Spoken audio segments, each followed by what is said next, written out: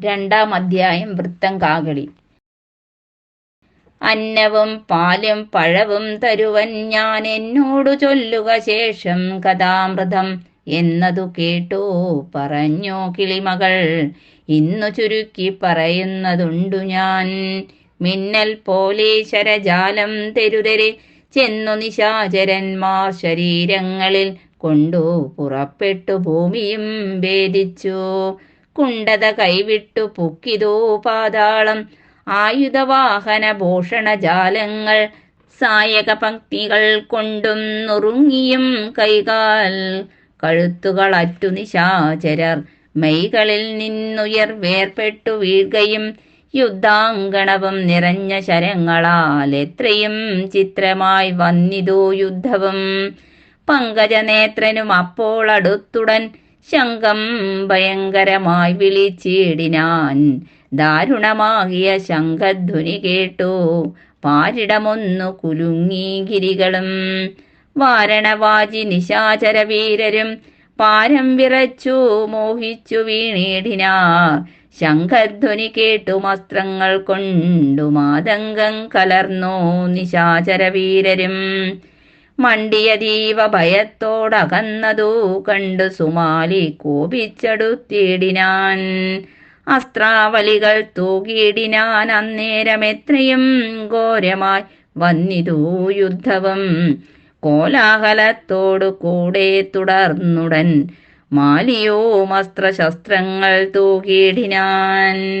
ചിൽപുരുഷൻ പുരുഷോത്തമൻ അന്നേരം കെൽപ്പേറെയുള്ള സുമാലിതൻ സൂതനെ കൊന്നതു കണ്ടടുത്തിടിനാൻ. മാലിയും അന്നേരമാശു മുകുന്ദൻ തിരുവടി തേരും കളഞ്ഞു വില്ലും മുറിച്ചിടിനാൻ.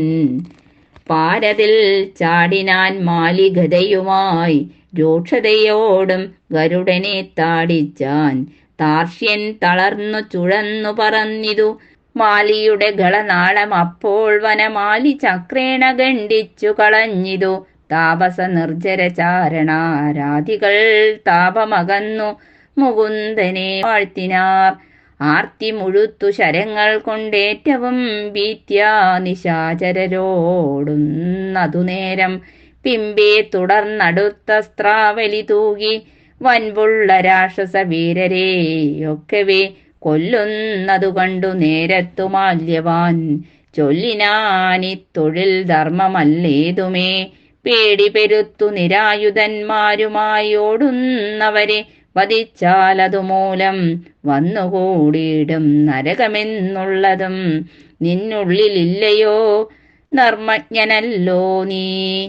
അത്യർത്ഥമുള്ള യുദ്ധശ്രദ്ധ തീർപ്പതിനത്രൈവ ഞാനിതാ മുന്നോട്ടു നിൽക്കുന്നു. ഇത്തം പറഞ്ഞൊരു വേൽ കൊണ്ടു ചാട്ടിനാൻ ഉത്തമ പൂരുഷ വക്ഷസി രാക്ഷസൻ.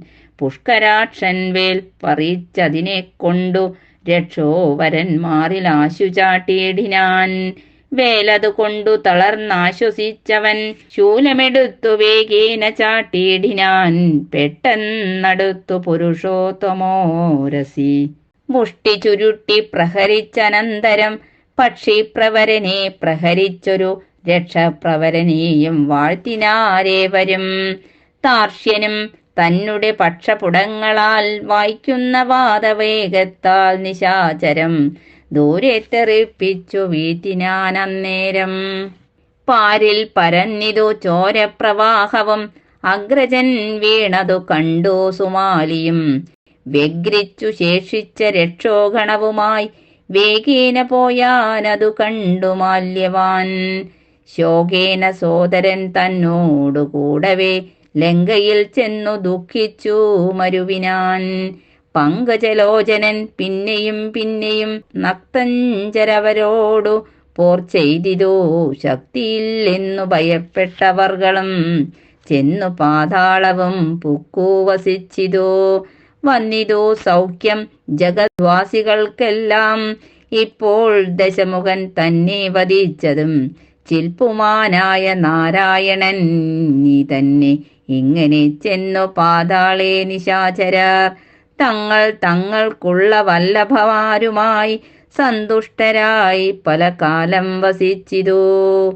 ചിന്തിച്ചിതേകഥാ തത്ര സുമാലിയും, എന്തൊരു വൃത്താന്തമുള്ളോ ധരണിയിൽ, ബന്ധുക്കളാരാനുമുണ്ടോ നമുക്കെന്നു അന്വേഷണം ചെയ്തറിയണമെന്നോർത്തു. തന്നെ പുത്രിയാം കൈകസി തന്നോടും ഭൂമണ്ഡലം തന്നിലെങ്ങും നടന്നുടനാമോദമാർന്നിരുന്നിടും ദശാന്തരേൻ. സിദ്ധദേവാപ്സരോ ഗന്ധർവകിന്നര പ്രസ്തുതനാകിയ വൈശ്രവണൻ തഥാ ലങ്കയിൽ നിന്നു പുറപ്പെട്ടു ഭൂഷണാലങ്കാരമോടു പിതാവിനെ വന്ദിപ്പാൻ. പുഷ്പകമേറി വേഗേന പോകുന്നേരം അത്ഭുതമമ്മാറു കണ്ടു സുമാലിയും. ചെന്നു നിജാലയെ വാഴും വിധൗമുധ ചൊന്നാൻ മകളോടു സാദരമന്നേരം, എന്നുട പുത്രിയായൊരു നിനക്കിന്നു വന്നിതു യൗവനം ബാല്യം കഴിഞ്ഞിതു. നിന്നെ വിവാഹം കഴിപ്പാനുപായവും ഒന്നുമേ കണ്ടില്ല ബന്ധുക്കളായവർ. ആരും പരിഗ്രഹിച്ചിടുകയില്ലല്ലോ വൈരീജനങ്ങളെ ശങ്കിപ്പതുമൂലം. കല്യാണവും കഴിച്ചാത്മാനുരൂപനാം വല്ലഭൻ തന്നോടു കൂടെ സുഖിച്ചു നീ. നിത്യം വസിക്കുന്നതാഹന്ത കാണാഞ്ഞു ചിത്തേ മുഴുത്തൊരു സന്താപമുണ്ടുമേ. കണ്ടീലയോ വൈശ്രവണൻ തൻ പിതാവിനെ, കണ്ടു വന്നിപ്പാൻ ഗമിക്കുന്നതാശു നീ. ഉത്സാഹമുണ്ടു നിനക്കെങ്കിലീ വണ്ണം തത്സമനായൊരു പുത്രനുണ്ടായി വരും. പൗല്യസ്ഥനാകിയ വിശ്രവസംമുനി കാലത്തു സേവിക്ക നീ ഇനി നന്ദനെ. ത്രൈലോക്യസമ്മതനായൊരു നന്ദനൻ പൗലസ്ത്യപുത്രനായി ഉണ്ടായി വരുമെന്നാൽ. ഇത്തം സുമാലി പറഞ്ഞോരനന്തരം ചിത്തമോദേന തപോവനം പ്രാപിച്ചാൾ.